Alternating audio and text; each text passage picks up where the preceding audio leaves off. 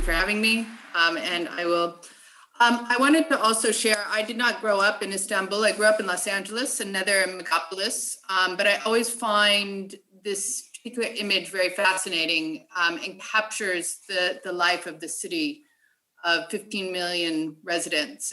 This is a Squarespace image and a film taken many years ago now. It shows that Istanbul's interconnectivity and its neighborhoods and its size is quite dynamic. For anybody who's been here, you will have experienced that. As well as the scale of the city is quite phenomenal. This image was taken in 2015, and I like to highlight that more people live in this image than all of Sydney, Australia.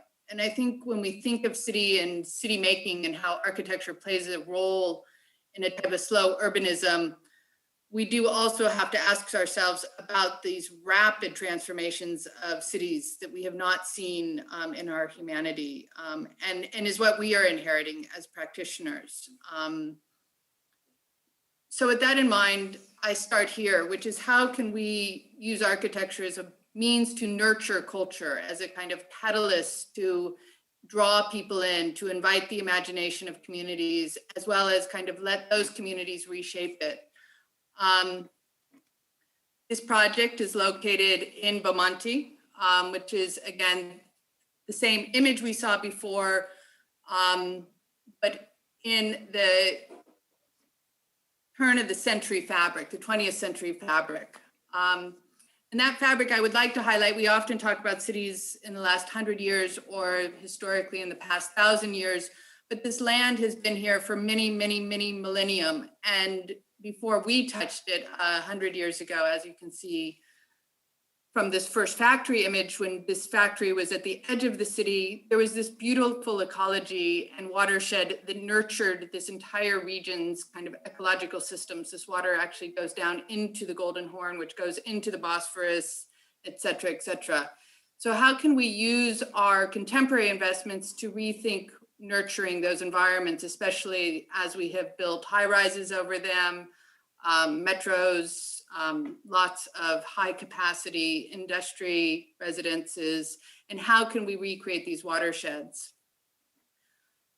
This is a section through Bomontiada, which is a cultural center in this historic beer factory.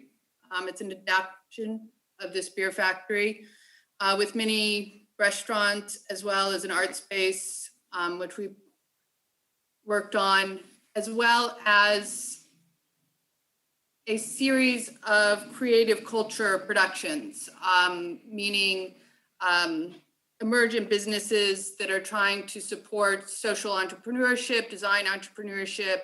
And so how can we think of these new urban campuses as kind of cultural production centers? And one of the things we wanted to do here is also bring that consciousness of our food culture, our creative culture, by reintroducing the endemic species that had been here before, as well as create an outdoor room that was not programmed and allow citizens to program it. As well as this new idea that we had at this time, which is thinking of architectural interventions as rehearsals, as a way to kind of let people rehearse how they would like to use it and then reshape it before large investments go in, as the ultimate dream is to create a large park in this corner. And how do we express our dreams to multiple actors? So there's the kind of many different tenants within this project. There's the landowner of this project. There's the adjacent hotel. There's the city around it. And I still believe strongly that our drawings have a very strong role to provoke different discussions. So I don't want to say, I'm naive enough to say that, each one of these groups is going to invest in this ecology, but as we draw it more and more, maybe that becomes a part of our collective imaginations and we just naturally start thinking that way. All right. Okay, there we go. The next project is quite different. It's also a cultural center, an adaptation of an old historic monument of Istanbul, the Ottoman Bank building, which was transformed into a cultural center. So it's a very different idea of transformation of existing building stock into cultural functions. And again, how do we invite the light back in? How do we kind of think of the different dynamics and viewpoints and reconnecting back out to the city? And telling stories of this place. So in fact, all of the library interventions are small vignettes and stories of the context by which you're in, including the upholstery was designed based on the rooftops of the views that you have out of the city. One of the things we found, back to this idea of rehearsal, although this was not a rehearsal, it provoked, when we first got the commission, we couldn't believe that you could fill 90 seats in a library where nobody lived. And within a year, this was a line of people wanting to use the library on a Sunday morning at 10 a.m. So this was a big shock to us that when you build things, you yourself are transforming the urban patterns. And with that, we had to expand the library to the basement of this building, as well as provide space for all of these kind of residual users that were adopting this building and the memory of this building as a type of a session for their future role in the city. The next two projects I wanted to talk about are also about kind of the urbanization of architecture. But this ones are about cross-programming. So the first one is Shoshone Park, which is a parking garage, also multimodal transit hub. It is also thought to be a place that you can have improvisational culture, as well as Ersa Ideas House, which is a leading design furniture manufacturer in our region, who wanted to not think of their place as a showroom, but as actually a place to exchange ideas. So Shoshone Park is on the edge of the old Beolu area overlooking the Golden Horn. And again, we wanted to introduce a new idea of how to have the panoramic of the city, but continue to use the materials and the species that were familiar to this. So using the granite and using the wood to bring people into the space and let it feel as a part and a continuation of the public realm. It's a very large project. It houses 1,000 cars. So how do you also get the cars immediately off of the city? And how do you do this kind of macro loading off the city while allowing and opening up the rest of the site to all of the pedestrians that are kind of coming through and pushing through? And again, the slow urbanism, the dream of the city of this investment is that they can slowly take the cars out of the city and put them on the periphery, as well as offer 360 views back out to the city and new ways to use the kind of perch or edges. And of course, acoustics was a very big problem with this project, the ricocheting off of the facades and back in, and how to use the kind of natural ecology to absorb that. During the first few years of the project, we were able to do a series of exhibitions, including Moving Museum. And of course, these pictures always excite me because we're creating new memories for new citizens to engage in how they can rethink that, you know, things are not statics. It's how we use them that makes sense of them, not how we describe them. And how can you get kind of big species to come through the site? So this is now houses a very large colony of sparrows. And this makes me very happy, for lack of a better. Ersa was built very recently, in the last 5 years. It again is an adaptation of an existing modernist structure, purpose-built for headquarters, but actually very confined in its ability to kind of have co-working, have kind of large spaces, engage in the surrounding. So what we proposed is that you actually don't think of the ground level or the basement, and that you slide down into the basement, creating a new landscape, which you then come up through a green lantern where you look back out. And, you know, it's nice to have Shishijam here because this is actually was a bit of a collaboration with them for this lantern, because this lantern is all south-facing. And I don't know if you can see the subtlety of it, but we work very extensively on different ideas for sigraphy, on how we could actually have a kind of gradient of sigraphy top to bottom. So where we didn't have shading from the trees surrounding, we had a high level of sigraphy. And as you got down to the ground level, you had a very low level of sigraphy. So you had a very large view out. as well as views down back into the basement so that you could create different perspectives, but also different theatrics for events and ideas to be exchanged, and to use this as a kind of place to invite other productions to come in and appropriate it for their own uses. So one of the ideas with this Ideas House is that different organizations in design culture could actually adapt it for a week or for a production of their own use. So how do you provide the provisions and amenities that those other groups need as they appropriate that space? And I'll end here with this idea that I'm very passionate about, which is learning and how we as architects need to share our intelligences and care for the intelligences by which we inherit. So this is, on the left is a library for Mimar Sinan Güzel Sanat University. They house the largest design collection in the country. They have one of the most interesting archives of graphics, as well as a very large department of philosophy. And this collection is not very accessible, certainly not even to the faculty that's there, but certainly to the public, just because the place resources have kind of been compromised over many years. So how do we reposition this collection in the center of the university, but also as a lantern to the city that everybody has public access to these resources?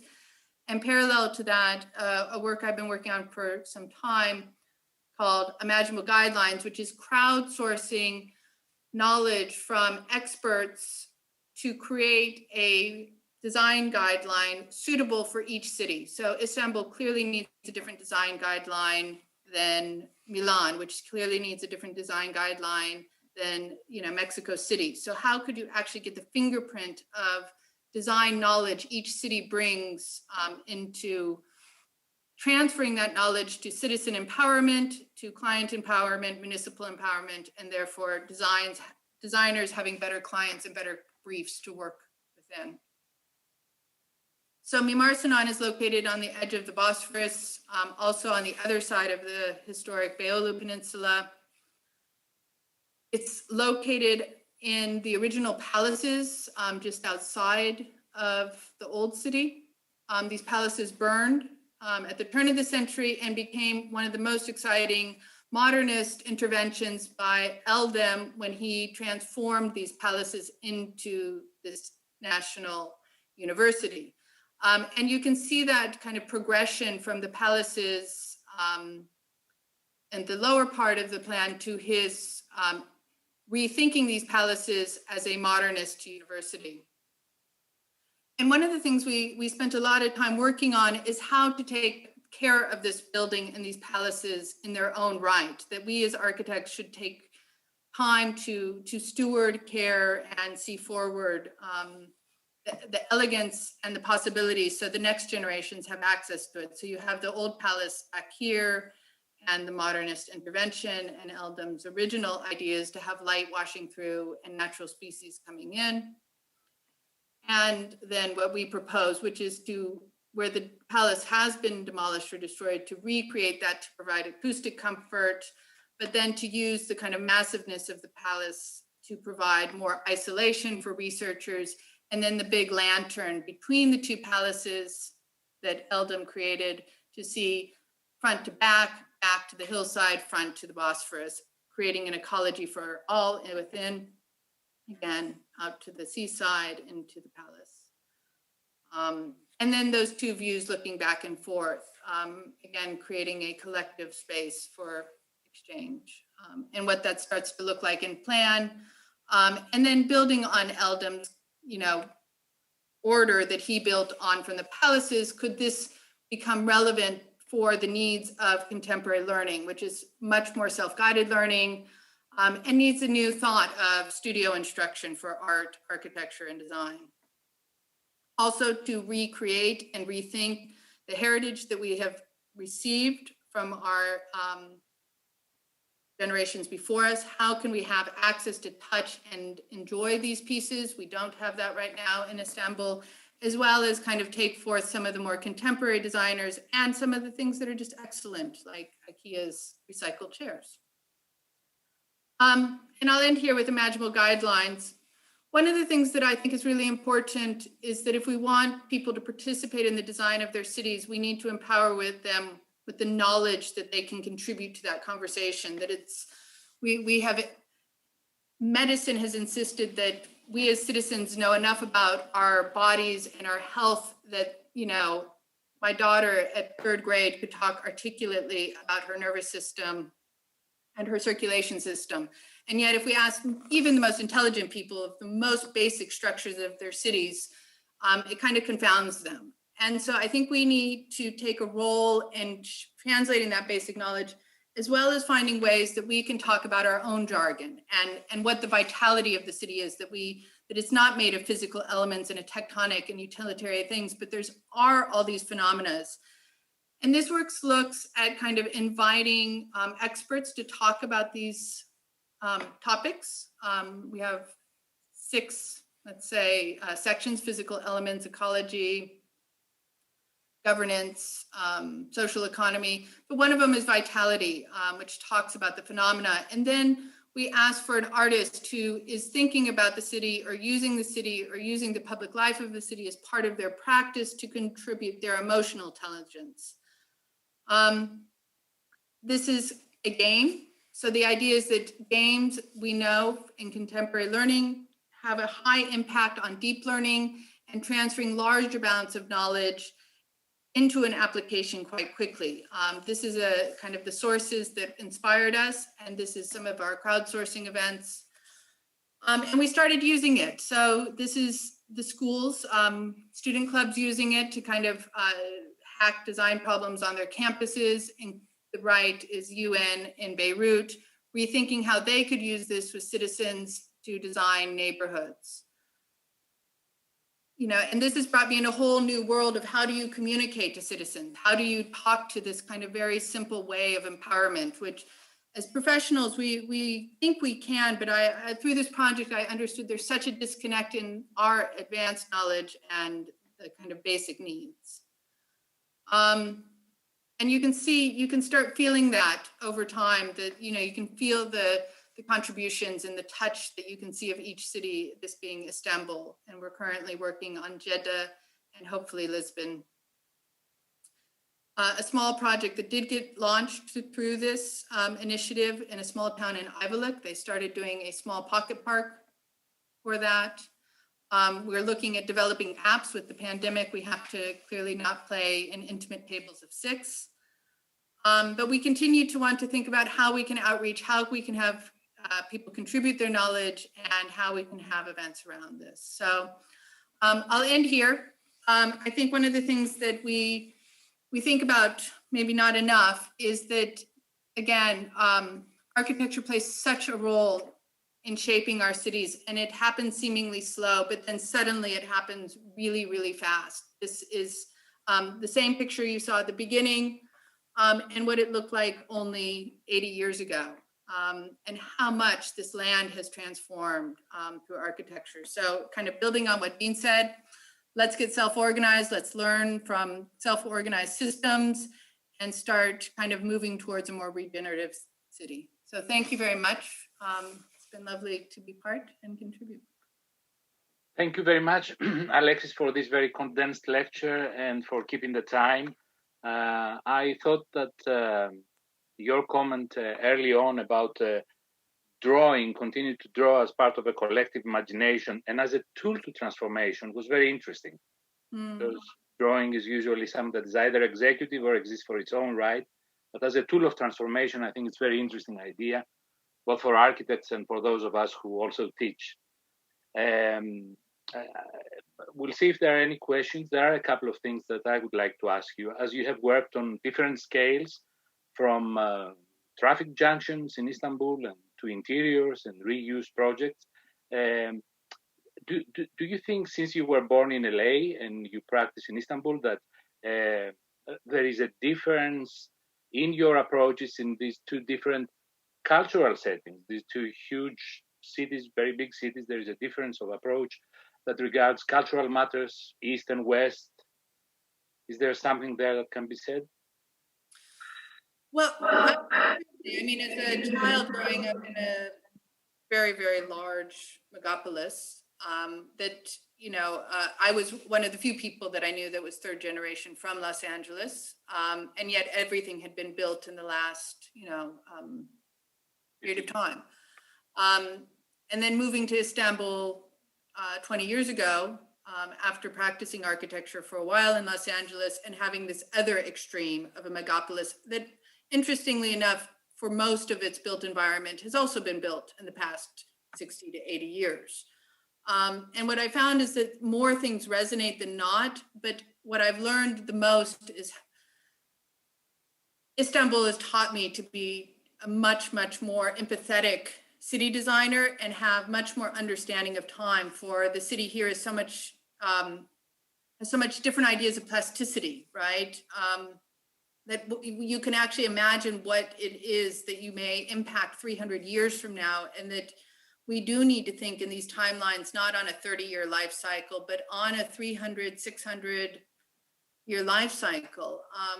And so that has had a very profound effect. And I feel it's less east and west, more at these kind of peripheries of these kind of dominant civilizations, let's say, because, the next thing, Los Angeles is also on that edge and is also a multicultural city, where Istanbul is also on the edge and a multicultural city, where both,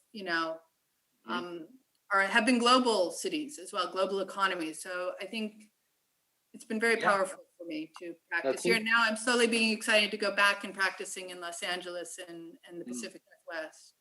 The comment about empathy I find very interesting.